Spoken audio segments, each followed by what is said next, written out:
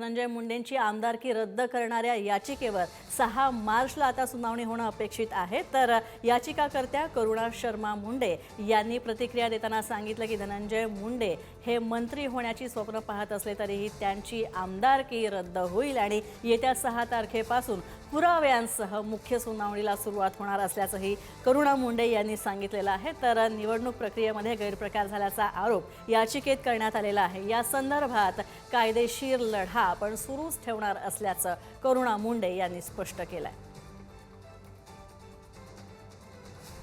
होती त्याच्यामध्ये जे ते मतलब रद्द झालेली आहे, तिथे निकाल आमचे अर्ज फेटाळण्यात आलेला आहे।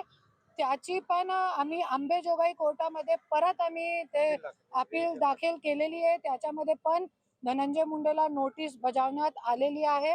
तसंच आम्ही दोघी ठिकाणी जे कानूनमध्ये बसतोय पूर्ण आमचा प्रयत्न जे सुरू आहे आमदारकी रद्द करण्याचे आणि 100% आम्हाला यश भेटणार।